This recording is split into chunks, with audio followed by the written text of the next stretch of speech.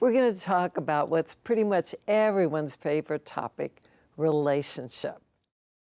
Well, when people are experiencing a relationship challenge, one of the questions they have sometimes, and it often comes out of their frustration and just feeling kind of at their wits' end that they don't know what to do. Sometimes one of the questions they ask is this worth working on? Or are we just done? Are we just so incompatible that there's really no point in even being together? And I always encourage people into the conversation and to explore what the unresolved issues are inside of each one of them that are being surfaced and are playing out in the conflict that they're having. I know we had a beautiful example of this recently in the program. There was a beautiful young woman taking the class, and she had actually come into the program because of relationship challenges in her marriage. She and her husband had actually decided to get a divorce. She was accepting of that.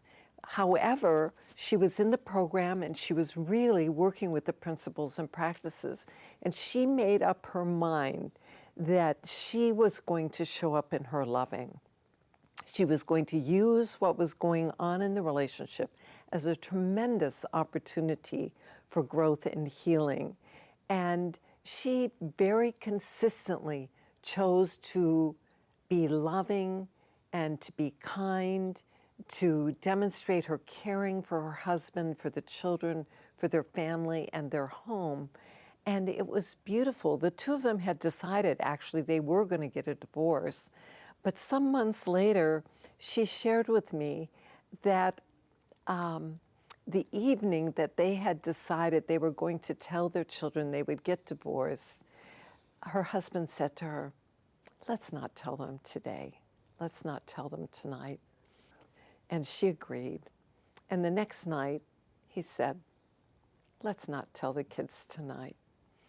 They are so in love. It's like they did the inner work that was necessary to really restore themselves individually and thus their relationship really to a very loving, mutually supportive, joyful, fulfilling, meaningful, heart-to-heart, soul-to-soul relationship. So these tools are very powerful.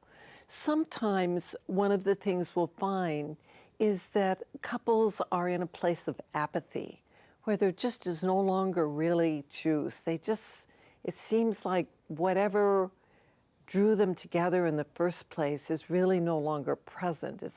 They're not fighting, they're not enjoying the relationship. There's just this apathy, almost a kind of indifference. They could live in different cities and it would be just fine. It just didn't matter. That's not a bad time to think about ending a relationship, because from the point of view of using the relationship for purposes of growth and upliftment and spiritual progression, it's no longer serving. The times when people come in and they're fighting and they're involved in and they're going back and forth and we think we should get a divorce, we'll tend to say, let's just stop and wait a minute, because we know that beneath all fighting, believe it or not, is love. How do we know that? If you didn't care about each other, you wouldn't be fighting. People don't fight over things they don't care about. The greater the caring, the greater the fight. So as long as there's conflict and fighting going on, I wouldn't be too quick to just go apart, although a lot of people do for that reason. And you know what? They just seem to find the same person down the road in the next relationship, because what the two relationships have in common is you, the person who is having the disturbance. So that's one of the keys that we've learned over the course of the years. Now, if you just keep fighting and you can't work it out, and well, then maybe you'll be able to work it out with somebody else. You know, what I would say about this is that the tool of responsibility to ownership, that basic skill, that soul-centered skill, responsibility to ownership is one of the greatest tools of loving relationship. Because instead of doing I'm upset because and blaming my partner, I recognize that I've been triggered, that something my partner has said or done is triggering upset inside of me. And rather than blaming, I can choose to work on healing whatever that disturbance is inside of me. If it's anger, if it's frustration, if it's hurt, if it's disappointment, it doesn't really matter.